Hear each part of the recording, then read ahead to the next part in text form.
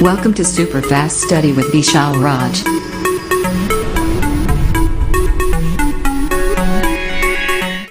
Hello दोस्तों की हाल चाल सब बढ़िया। आप सभी का स्वागत है आपको अपने YouTube channel super fast study with Vishal Raj. दोस्तों आज लेकर आए हैं क्लास, यहाँ पर बात करेंगे महत्वपूर्ण टॉपिक की।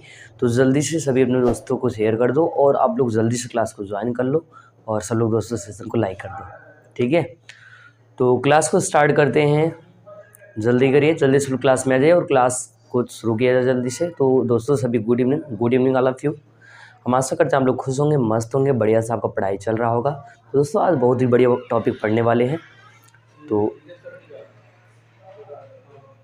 जल्दी से सब क्लास में आ जाए तो क्लास को स्टार्ट किया जाए, ठीक है। तो इस क्लास को स्टार्ट करते हैं एक मोटिवेशन साथ जो आपको रिजन में है, तो आप लोग ध्यान सुनिएगा और अपने जान में उतार लीजिए। बेहतर से बेहतर की तलाश करो, बेहतर से बेहतर की तलाश करो, मिल जाए नदी तो समुंदर की तलाश करो। बेहतर से बेहतर की तलाश करो, मिल जाए नदी तो समुंदर की तलाश करो। टूट जाता है शीशा पत्थर की चोट से, टूट जाता है शीशा पत्थर की चोट से, टूट जाए पत्थर ऐसे शीशे की तलाश करो, टूट जाए पत्थर ऐसे शीशे की तलाश करो। इसी मोटिवेशन इस क्लास को स्टार्ट कर, सब जल्दी क्लास में आ जाए, क्लास को स्टार्ट किया जाए। दोस्तों आज हम लोग बहुत बढ़िया टॉपिक पढ़ने वाले हैं, ठीक है। तो आपको हेडिंग बनाना है मापक यंत्र। हेडिंग क्या करना है? मापक यंत्र। तो हेडिंग कर लीजिए मापक यंत्र, मापक यंत्र, ठीक है। Measuring device, measuring device, measuring device heading करना है। अब अगर बात करें मापक यंत्र की जो है कि क्या होता है मेजरिंग डिवाइस, तो इसको समझना बहुत ही आसान है, ठीक है। मेजरिंग डिवाइस का मतलब दोस्तों दुनिया का कोई ऐसा वस्तु जिससे हम लोग चीज़ों को माप करें, वो चाहे सेंटीमीटर हो, चाहे मीटर हो, चाहे किलो हो, कुछ भी, या कोई इंची टेप हो, फीता हो, वो सब दोस्तों आपका मापक यंत्र में ही आता है। तो कहने का मतलब ये है कि मापक यंत्र का मतलब एक ऐसा यंत्र जिसके द्वारा भौतिक राशियों का मापन करते हैं। मैंने पढ़ाया था आपको मूल राशियाँ, व्युत्पन्न राशियाँ, उनका हम मापन करते हैं दोस्तों, वही आपको कहलाते हैं मापक यंत्र। तो इसमें लिखना है दोस्तों आप लोगों को कि वे यंत्र जिनकी सहायता से भौतिक राशियों का मापन किया जाता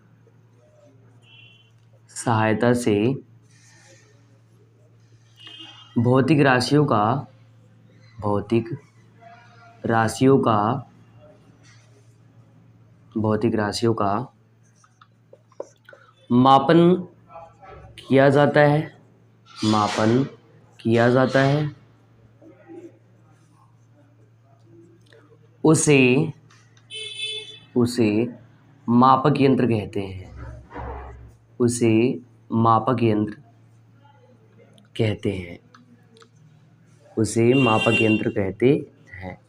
तो कहने का मतलब दोस्तों ये कि दुनिया के एक ऐसा यंत्र, ऐसा मशीन जिससे हम लोग भौतिक राशि का मापन करते हैं, वो यंत्र कहलाता क्या? मापक यंत्र कहलाता है। तो हमने कहा वे यंत्र जिनकी सहायता भौतिक राशियों का मापन किया जाता है, उन्हें जो है या फिर उसे मापक यंत्र कहते हैं। एग्जाम्पल भी लिख लीजिए, ऐसा पल जो एग्जाम में आता है, एग्जाम वाला पल, ठीक है। तो लिख लो फीता, जिसको आप इंची टेप कहते हो, वर्नियर कैलिपर्स,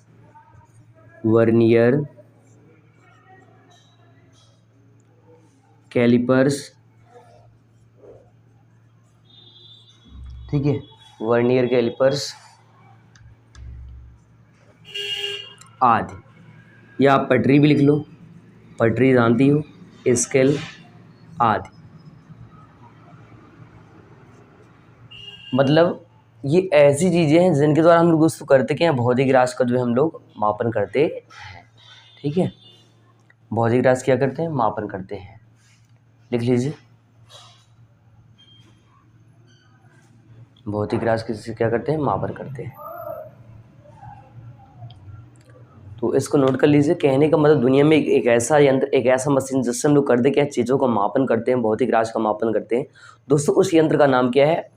याद रखना है कि उसे मापक यंत्र कहते हैं, मेजरिंग डिवाइस कहते हैं। तो हमने कहा वे यंत्र जिनकी सहायता से भौतिक राशियों का मापन किया जाता है, उसे मापक यंत्र कहते हैं। फीता, वर्नियर कैलिपर्स, पटरी आदि।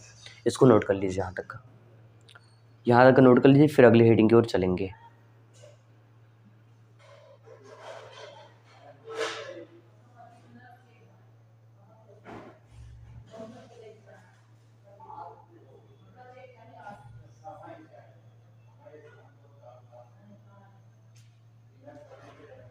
ठीक है, इसको जो है लिख लीजिए, फिर जो हम लोग आगे बढ़ते हैं।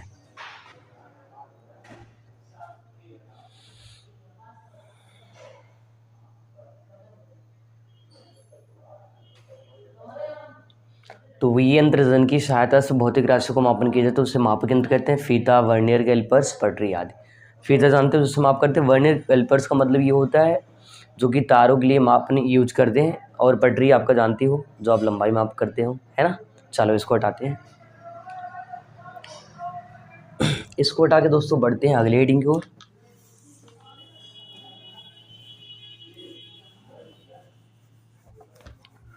तो अब आपको जो है अगला हेडिंग बनाना है। अगला हेडिंग करना है आपको यथार्थता की सीमा। यथार्थता की सीमा, तो हेडिंग कर लो आप लोग, यथार्थता की सीमा, की सीमा। ठीक है, यथार्थता की सीमा।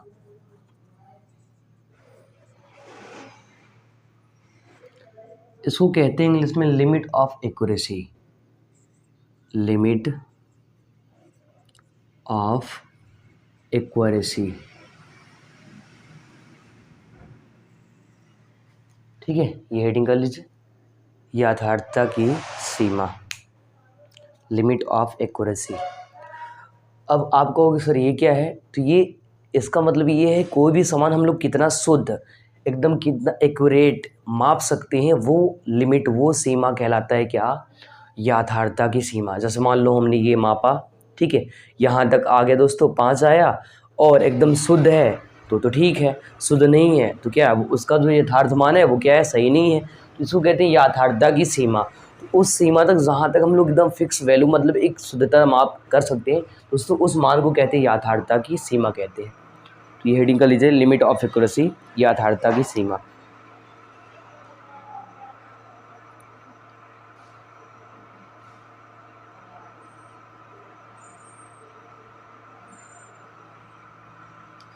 तो उसमें लिखना किसी यंत्र द्वारा, किसी यंत्र द्वारा, यंत्र द्वारा, ठीक है, जिस यथार्थ मान तक, जिस सीमा तक, किसी यंत्र द्वारा जिस सीमा तक, सीमा तक यथार्थ मापन, यथार्थ मापन किया जा सकता है, किया जा सकता है, उसे यथार्थता की सीमा कहते हैं। यथार्थता की सीमा कहते हैं, यथार्थता की सीमा कहते हैं। ठीक है, लिख लीजिए, उसे यथार्थता की सीमा कहते हैं। एक बार फिर से रिपीट कर रहे हैं। मान लो हमने कोई माप किया, मान लो दूध या कोई पानी या जो भी मापन किया, अगर वो मैं शुद्ध माप लिया, जितना तक शुद्ध मापा, जहाँ तक सही मान मापा, वही मापन, वही लिमिट जो है उसको कहलाता है क्या, लिमिट ऑफ एक्यूरेसी। मतलब कहने का मतलब किसी यंत्र द्वारा जिस सीमा तक हम लोग एकदम शुद्ध मापन या यथार्थ मापन, यथार्थ का मतलब शुद्ध होता है, ध्यान रखना, किया जा सकता है, उसे यथार्थता की सीमा कहते हैं, जिस सीमा तक हम माप सकते हैं, ध्यान रखना। मान लो हमने पटरी लिया, उसे खींच दिया, ये मान जो है इसका, मान लो जहाँ यहाँ तक सही आ गया, तो ये कैसा, इसका एक लिमिट होगा जिससे हम यथार्थ सीमा कहेंगे। कर लीजिए, इसको भी लिख लीजिए।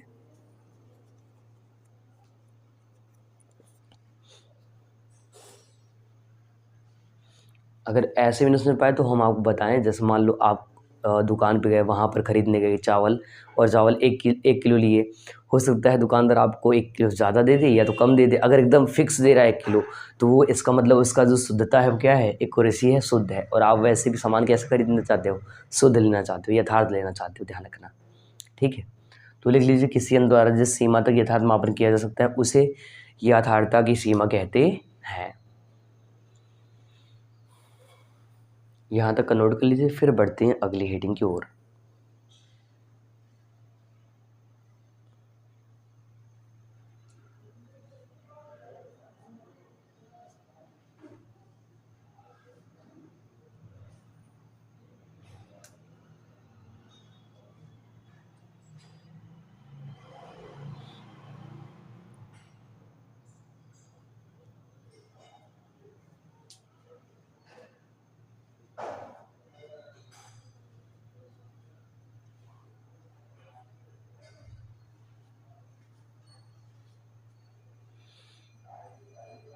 तो लिमिट ऑफ एक्यूरेसी समझ में आया आपको कि कोई भी सामान हम खरीद रहे हैं जहाँ तक एकदम फिक्स यथार्थ या शुद्ध ले पा रहे हैं वही लिमिट उसका कहलाता है। कैसा कि यथार्थ मापन कर सकता है तो उसे ही क्या बोलते हैं, यथार्थता की सीमा कहते हैं, लिमिट ऑफ एक्यूरेसी कहते हैं। दोस्तों बढ़ते हैं अगली हेडिंग की ओर।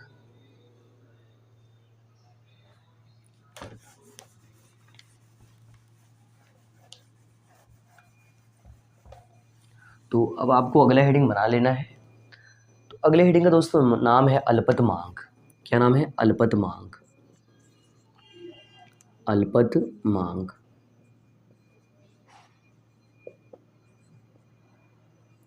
इसको कहते हैं लीस्ट काउंट। लीस्ट काउंट, ठीक है। अल्पत मांग, लीस्ट काउंट, ठीक है। तो ये हेडिंग कर लीजिए, अल्पत मांग, लीस्ट काउंट।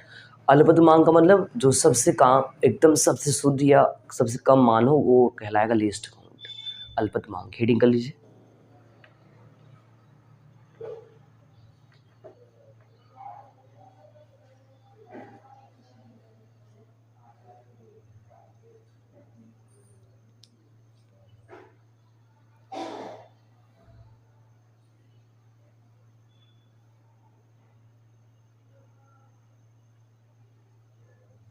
तो लीस्ट काउंट का मतलब किसी भी यंत्र का वह न्यूनतम मान, वह सबसे कम मान, जिसमें हम लोग जिसको क्या कर सकते हैं, माप सकते हैं, यथार्थतापूर्वक माप सके, वही वैल्यू वही मान कहलाता है दोस्तों, आपका अल्पत मांग कहलाता है। तो लिखना है इसमें, किसी यंत्र की वह न्यूनतम माप, किसी यंत्र की वह न्यूनतम मान, न्यूनतम माप जिसको यथार्थतापूर्वक मतलब शुद्धतापूर्वक,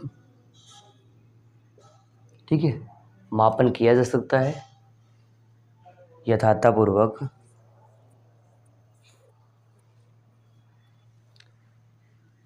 उस उपकरण द्वारा ज्ञात किया जा सकता है, ज्ञात किया जा सकता है, किया जा सकता है, उसे अल्पत मांग कहते हैं। अल्पत मांग कहते हैं। उसे क्या कहते हैं दोस्तों? उसे अल्पत मांग कहते हैं। किसी यंत्र की वह न्यूनतम माप जिसको यथार्थतापूर्वक उस उपकरण द्वारा ज्ञात किया जा सकता है। मतलब मान लो हमने कोई बैटरी ले लिया, स्केल ले लिया, उससे हमने शुद्ध मापा। अगर हमने कहा कि आपको खींचना है 5.6 और आपने शुद्ध वैल्यू 5.6 जो है उसमें खींच लिया या 10 खींच लिया, जो भी आपको खींचना है, अगर वो आप किसी यंत्र द्वारा हमने कहा वह न्यूनतम माप जिसको यथार्थतापूर्वक उस उपकरण द्वारा ज्ञात किया जा सकता है, उसे अल्पत मांग कहते हैं। जिससे पटरी का सबसे कम वाला पॉइंट 0.1 सेंटीमीटर होता है, ध्यान रखना। तो ये भी जो है लिख दे रहे हैं, बता दे रहे हैं ताकि आप समझ सको अच्छे से। तो इतना लिख लीजिए पहले।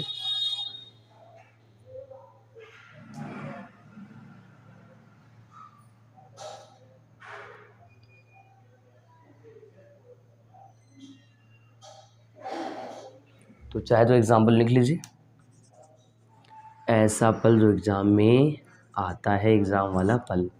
तो लिखेंगे पटरी की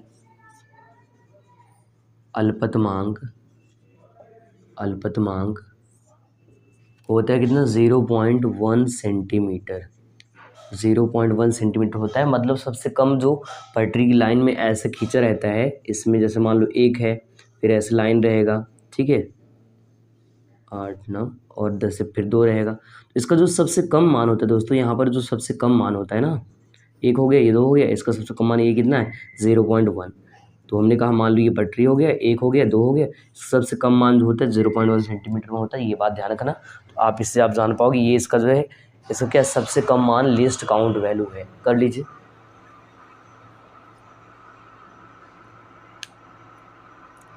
और जो है अगर वर्नियर कैलिपर्स का लोगे, वर्नियर कैलिपर्स का, तो दोस्तों इसका जो मान होता है ना, इसका 0.01 सेंटीमीटर हो जाएगा, 0.01 सेंटीमीटर। ठीक है, इसका सबसे कम जो मान होगा 0.01 सेंटीमीटर। कर लीजिए।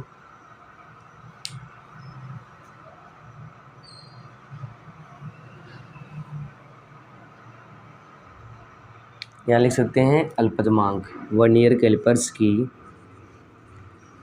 अल्पतमांक, अल्पतमांक 0.01 सेंटीमीटर। ठीक है, लिख लीजिए पूरा। आप चाहे तो यहाँ पर लिख सकते हैं 1 मिलीमीटर भी लिख सकते हैं, कोई दिक्कत नहीं। और ये याद रखना, ये पटरी मतलब मीटर पैमाने का है, बात ध्यान रखना। इसका है ये मीटर पैमाने का, ये मीटर पैमाने का है। ठीक है, पटरी की अल्पतमांक मतलब मीटर पैमाने, जिसमें हम लोग मीटर यूज करते हैं उसका वैल्यू है। तो इतना नोट कर लीजिए कि किसी यंत्र की वह न्यूनतम माप जिसको यथार्थपूर्वक शुद्धपूर्वक उस उपकरण द्वारा ज्ञात किया जा सकता है, उसे दोस्तों हम लोग कहते हैं क्या, अल्पतमांक कहते हैं। जैसे हमने कहा अपना जो स्केल होता है, मीटर का पैमाना होता है, उसका अगर सबसे कम मान देखोगे कितना आएगा, हमने कहा 1 है, 2 है, तो यहाँ पर जो वैल्यू बनता है कितना मतलब 0.1 सेंटीमीटर, तो यहाँ पर लिखा हुआ है 0.1 सेंटीमीटर या फिर 1 मिलीमीटर। वही जो वर्नियर कैलिपर्स है उसका मान कितना हो जाता है 0.01 सेंटीमीटर। ठीक है, यहाँ तक दोस्तों जल्दी से क्या करिए, नोट कर लीजिए, फिर जो बढ़ते अगली हेडिंग की ओर।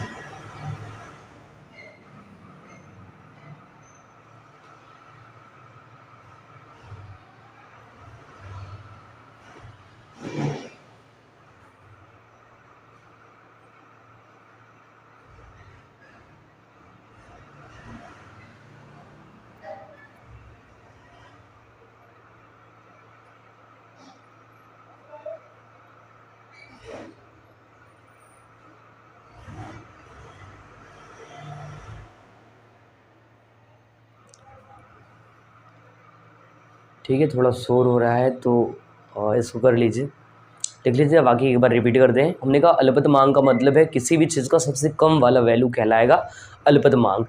जैसे हमने कहा मीटर पैमाना है, तो दोस्तों उसका सबसे कम मान होता है 0.1 सेंटीमीटर, और वही वर्नियर कैलिपर्स का कितना होता है 0.01 सेंटीमीटर, ध्यान रखना। ठीक है,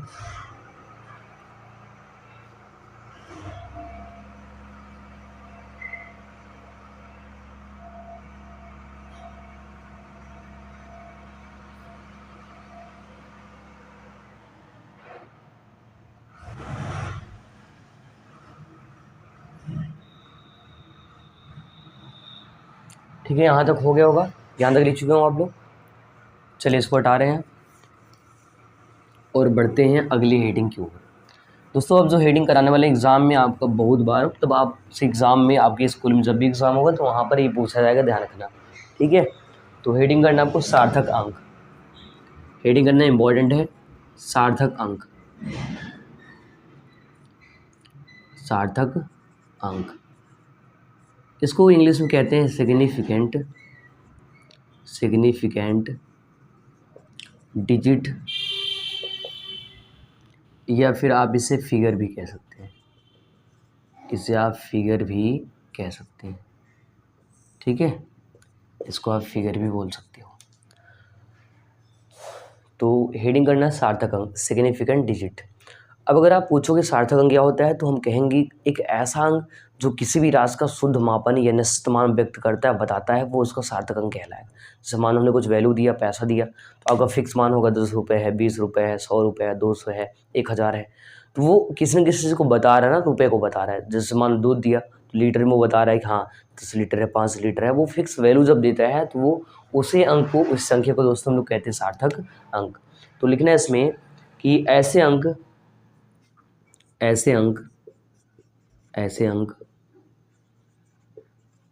जिनके द्वारा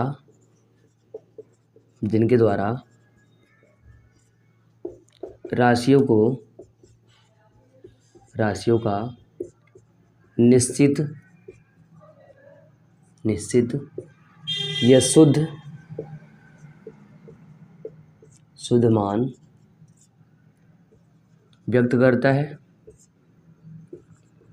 व्यक्त करता है उसे सार्थक अंक कहते हैं। उसे सार्थक अंक कहते हैं। देख लीजिए, सार्थक अंक कहते हैं। एग्जाम्पल देख लीजिए। मान लो हमने कोई वैल्यू लिया, ठीक है, और वैल्यू आपको कुछ इस तरह रहा, 1 है, 2 है, 4 है। तो कहेंगे इसमें कितने सार्थक अंक? तो कहेंगे 1 2 3। देखो कितना आसान है, 1 2 3। तो लिखेंगे 3 सार्थक अंक। ठीक है, इतना आसान से ही होता है सार्थक अंक। दूसरे एग्जाम्पल की बात करते हैं। मान लो हमने एक वैल्यू लिया, तो अगर इसमें कहें कितने हैं, तो 1 2 3 4 5, तो लिखेंगे 5 सार्थक अंक। ठीक है, तो ये कुछ सार्थक अंक का परिभाषा है। कैसे याद करोगे? बहुत आसान है, बहुत सस्ता, बहुत सरल है। वो कैसे? तुमने कहा ऐसे अंक जिनके द्वारा राशियों का जो है निश्चित या शुद्ध मान व्यक्त करता है या बताता है, ऐसे अंक को ही शुद्ध मतलब जो है सार्थक अंक कहते हैं।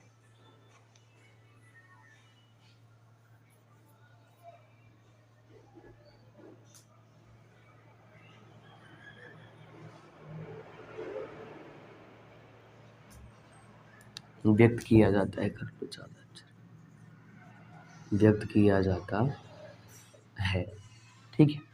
अब ये सेंटेंस थोड़ा सा अच्छा लग रहा था, तो कर लीजिए।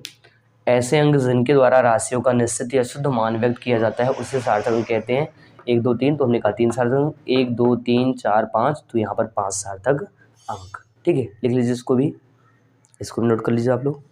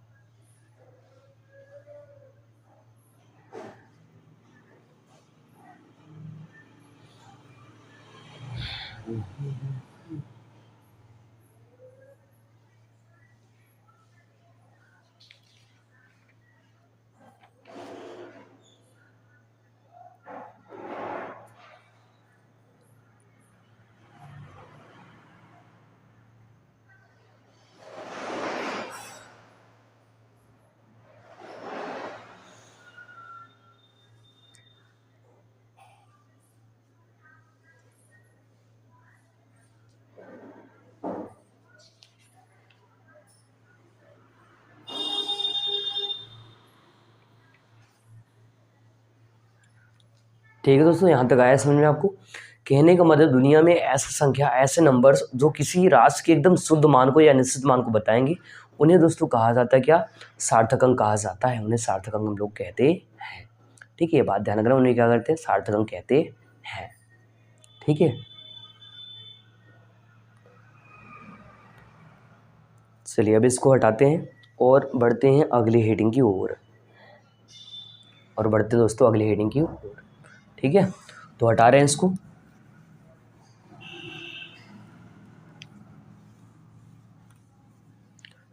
तो अब आपको ये हेडिंग बनाना है जिसका नाम है कि सार्थक अंक ज्ञात करने के नियम। तो इसके कुछ रूल्स हैं जो कि फॉलो करने पड़ते, तभी आप निकाल सकते हैं। तो हेडिंग करना है सार्थक अंक ज्ञात करने के नियम। सार्थक अंक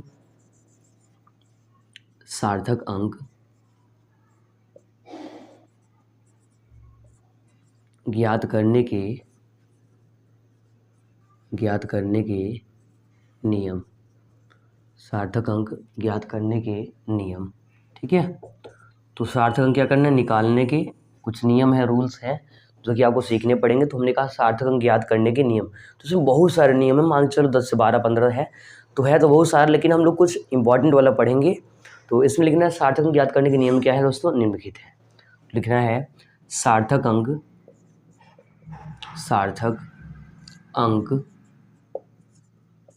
ज्ञात करने के नियम निम्नलिखित हैं।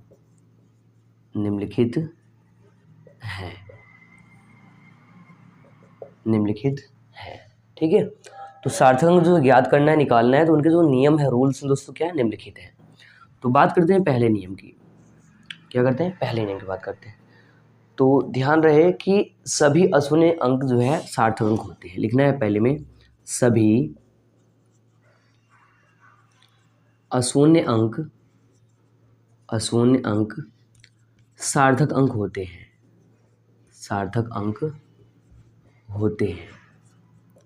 सभी अशून्य अंक दोस्तों क्या होते हैं, सार्थक अंक होते हैं। अब सर इसका मतलब क्या है, तो अशून्य का मतलब ये दोस्तों जिसमें शून्य ना आए। एग्जाम्पल देखिए, ज़्यादा समझ में आएगा। तो एग्जाम्पल की बात करते हैं। जैसे मान ले हमने एक नंबर ले लिया, 7 है, 8 है, 9 है, ये तो इसमें कहेंगे कितने सार्थक अंक, तो लिखेंगे 4। कितने हैं दोस्तों, 4 सार्थक अंक। दूसरे एग्जाम्पल की बात करते हैं। मान लो हमने एक नंबर लिया जिसमें है 3 2 5 9 1 7, तो कहेंगे कितना है, 1 2 3 4 5 6, तो लिखेंगे 6 सार्थक अंक। ठीक है, तो ये पहला क्या है, सभी अशून्य सार्थक अंक होते हैं। इसका मतलब दोस्तों ये है कि जितने भी अशून्य है नंबर है, अशून्य संख्याएं हैं, अशून्य अंक क्या होते हैं, सार्थक अंक होते हैं। जिसमें 0 नहीं आता है वो सारे नंबर हम लोग काउंट करते हैं, जिसमें दोस्तों सार्थक अंक में काउंट करना है उनको। किस में काउंट करना है, सार्थक अंक में। ध्यान रखना, सार्थक अंक में उनको काउंट करना है। ठीक है,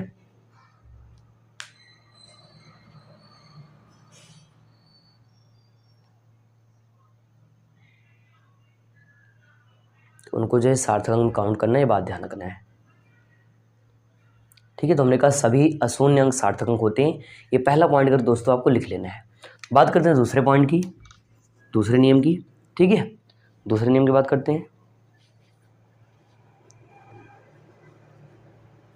तो लिखना, दो अशून्य अंकों के मध्य, दो अशून्य अंकों के बीच, दो अशून्य अंकों के बीच आने वाले शून्य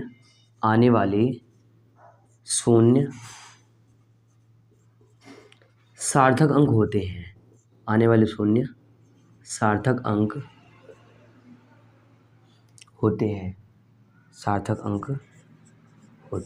हैं, ठीक है, तो अगर दो अशून्य नंबर है, बीच में एक शून्य आ जाए तो क्या होता है, सार्थक अंक। एग्जाम्पल देखिए, ज़्यादा समझ में आएगा। तो एग्जाम्पल अगर की बात करें, एग्जाम्पल की, जैसे मान लो हमने एक नंबर लिया, लिख लिया 2.00578। ठीक है, ये हमने पहला एग्जाम्पल लिया। तो यहाँ पर हम देख रहे हैं कि 2 है और यहाँ पर पॉइंट लगा भी है और इसके बाद 0 भी आया, तो लिखेंगे 1 2 3 4 5 6। लेकिन कितना सार्थक अंक है, 6 सार्थक अंक। कितना दोस्तों, 6 सार्थक अंक। ठीक है, सार्थक अंक। ठीक है, तो इसको लिख लेना है। तो पहला नियम ये कहता है कि सभी अशून्य अंक, जितने भी दोस्तों अशून्य अंक होंगे वो क्या होंगे, सार्थक अंक होंगे। दूसरा नियम ये कहता है कि दो अशून्य के बीच अगर कोई शून्य आता है, 0 आता है, तो वो भी आपका सार्थक अंक होगा। जो कि आप देख रहे हो कि ये आपका नंबर है, इनके बीच 2 0 आया है, तो दोनों को हमने सार्थक अंक काउंट किया। अगर यहाँ पर लास्ट में 0 लगा दे दोस्तों, तो वो आपका सार्थक अंक नहीं होता। अभी एक एग्जाम्पल, एक नियम उसका भी दिखाते हैं। ठीक है, तो इसको लिख लीजिए, इसको जो है नोट कर लीजिए।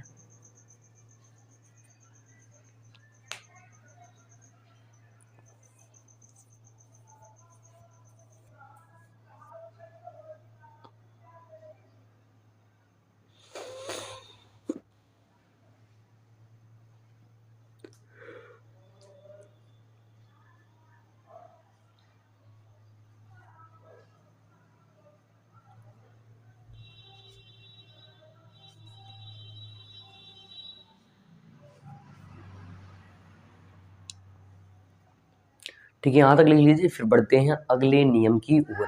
ठीक है, जब यहाँ तक आप लोग कर लेंगे तो अगले नियम की ओर चलेंगे हम लोग।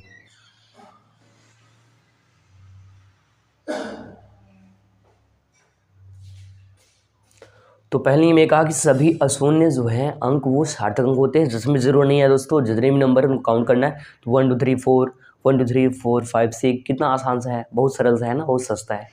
और अगला हमने कहा दो अशून्यों के बीच आने वाले शून्य जो सार्थक अंक होते हैं, तो हमने कहा 2.005 और आपका 7 8, तो यहाँ पर आपका 5 और एक 6 सार्थक अंक बन गया। ठीक है, इसी का आप चाहो तो एक और एग्जाम्पल लिख लो, इसी का दोस्तों एक और एग्जाम्पल लिख लो। ठीक है, मान लो कोई नंबर है 7 है, 0 है, 3 है, 2 है, तो देखेंगे यहाँ पर काउंट करेंगे 1 2 3 4, तो यहाँ पर लिख सकते हैं कि 4 सार्थक अंक, 4 जो है सार्थक अंक। ठीक है, नहीं दिख रहा है, थोड़ा ऊपर लिख लीजिए, 4 सार्थक अंक। ठीक है, 4 सार्थक अंक कर सकते हैं इसमें। इसमें कितना हो जाएगा दोस्तों, 4 1 2 3 4। ठीक है, तो इसको भी आप लोग जो है नोट कर लीजिए, 4 सार्थक अंक। दो नियम इसके भी हो गए, मतलब दो एग्जाम्पल हमने बता दी, दो नियम भी हो गए। अब बढ़ते हैं अगले नियम की ओर। ठीक है, तीसरे नियम की बात करते हैं। तो ये जो है पहला वाला हटा देते हैं, आप लोग लिख चुके होंगे, दूसरा लिख लीजिए आराम से, कोई दिक्कत नहीं है। ठीक है, कोई जल्दबाजी नहीं, आराम से जो है नोट कर लीजिए। तो तीसरे में लिखना है ऐसे अंक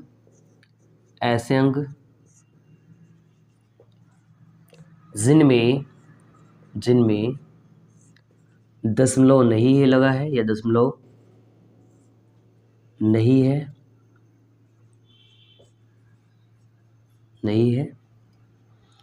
उनके दाहिने ओर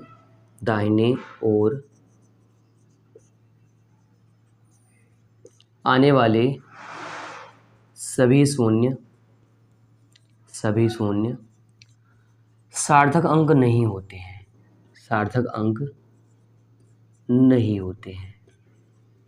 नहीं होते। तो कहने का मतलब, मान लो एग्जाम्पल देखो, ज़्यादा सुन पाओगे, तो एग्जाम्पल में ये आपको नोट करना है। मान लो हमने एक नंबर लिया और ऐसे नंबर लिख दिया ये, और 0 लगा दिया, तो यहाँ पर देखने लोग संख्या 1 2 3 4 5 है, लेकिन इस नियम में ये कहता है कि ये अगर दशमलव नहीं लगा है और ये लास्ट में शून्य आए हैं, तो इन शून्य को सार्थक अंक नहीं होते हैं। तो हमने कहा ऐसे अंक जिनमें दशमलव नहीं लगा है, दशमलव बिंदु नहीं है, लेकिन यहाँ पर दशमलव बिंदु नहीं है, ज़्यादा अच्छा लगेगा। तो दशमलव बिंदु नहीं है, उनके दाहिने ओर आने वाले सभी शून्य सार्थक अंक नहीं होते, तो लिखेंगे कितना, 1 2, इसमें दोस्तों 2 सार्थक अंक है। तो ये कौन बताता है, नियम बताता है कितने सार्थक अंक कहाँ पर काउंट करने हैं। तो इसमें कितने अंक हैं, 2 सार्थक अंक हैं। ठीक है, तो ये आप दूसरा लिख चुके होंगे, इसको हटा दे रहे हैं, इसको भी दोस्तों हटा दे रहे हैं। ठीक है,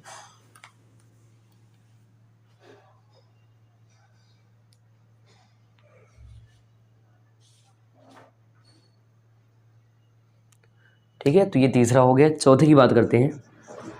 चौथे में दोस्तों ये लिखना है कि जो सार्थक अंक है, ध्यान सुनना, सार्थक अंक है, सिग्निफिकेंट फिगर है या डिजिट है, इसमें 10 की घात का कोई प्रभाव नहीं पड़ता है। ठीक है, तो लिखना है सार्थक अंक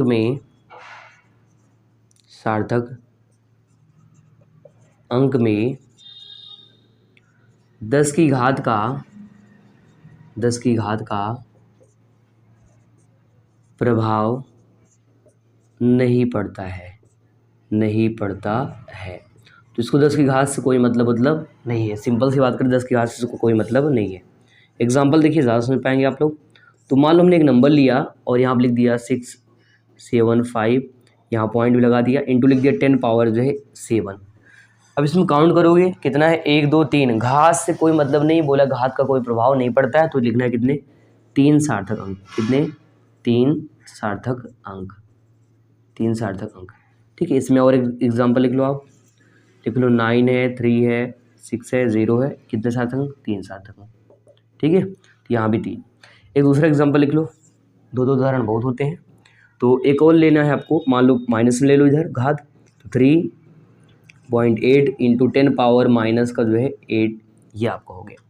तो अब देखो यहाँ पर 10 की घात आया, तो इस घात का जो है सार्थक अंक कोई जो है प्रभाव पड़ने वाला नहीं है, तो लिखेंगे 2 सार्थक अंक। कितने दोस्तों, 2 सार्थक अंक है, 2 सार्थक अंक है। ठीक है, इसको भी नोट कर लीजिए फटाफट, यहाँ तक भी दोस्तों नोट कर लीजिए पूरा पूरा, बढ़िया से मस्त तरीके से आप लोग पूरे यहाँ तक का लिख लीजिए। ठीक है,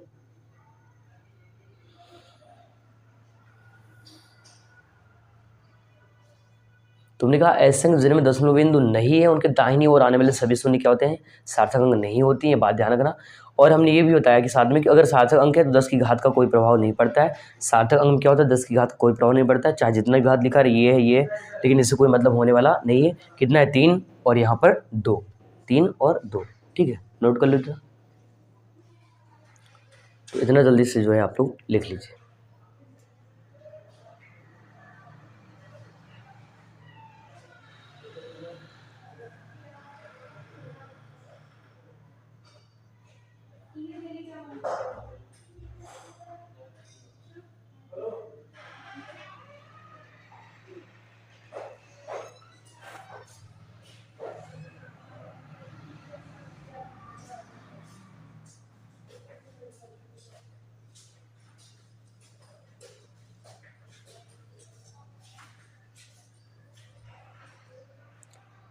तो ये और ये आपका हो गया होगा।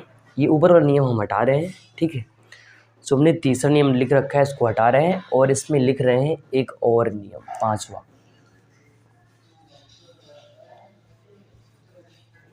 तो ये नियम दोस्तों हो गया होगा। एक अंतिम नियम मतलब एक और नियम बताते हैं, 5वां नियम बताते हैं, तो उसको भी आप देख लीजिए बढ़िया से। तो चौथा हो गया होगा आपका, चौथा लिख लेना है। ठीक है,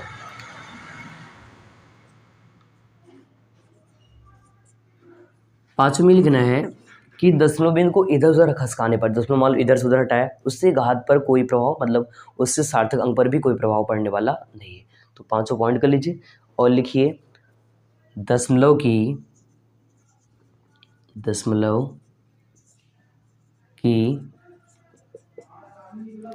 स्थिति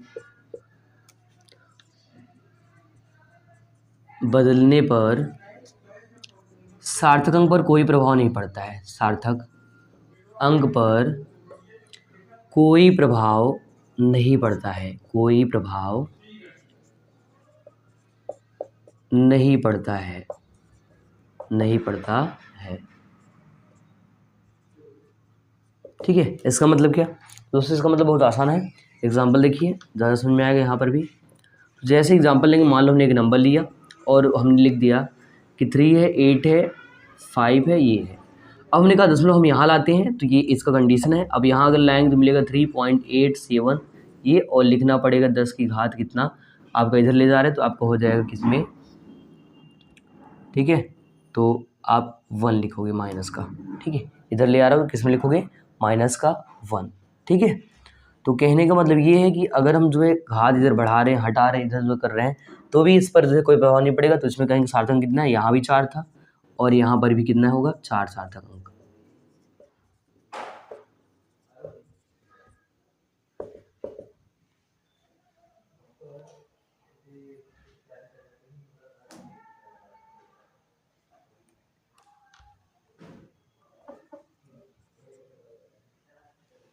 ठीक है, प्लस में रहेगा।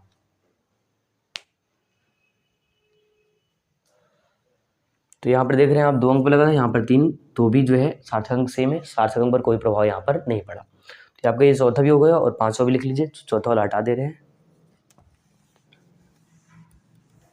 ये वाला जो है हटा दे रहे हैं। ठीक है, अब 5वां वाला केवल आप लिख लीजिए।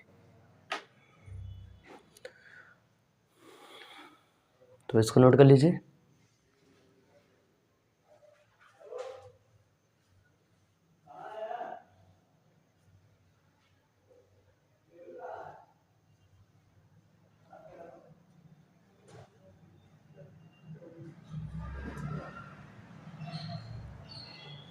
तो कहने का मतलब यहाँ पर दोस्तों ये सार्थक अंक का मतलब एक नियम है, रूल है, जिसको पढ़ना पड़ेगा, जिसमें संख्याओं शुद्ध मान बताएंगे वो संख्याएं, और उन्हीं के रूल्स को पढ़ना पड़ेगा। तो बहुत सारे नियम इसके दे रखे हैं, तो आप आराम से इसको जितना हमने बताया, ये आपको बहुत इंपॉर्टेंट नियम था, उसको आपको पढ़ लेना है और लिख लेना है पूरा अच्छे से अच्छे से। तो हमने ये भी बताया कि आपको माप केंद्र क्या होता है, साथ साथ ये पढ़ाया कि जो है अल्पतमांक किसे कहते हैं, याधार्थक सीमा किसे कहते हैं, सार्थक अंक क्या होता है, और साथ में सार्थक अंक के नियम, जो कि हमने 5 नियम आपको बताए हैं। ठीक है, इतना आपको अच्छे से बढ़िया से लिख लेना है, बढ़िया से कंप्लीट कर लेना है और इसको तैयार कर लेना है।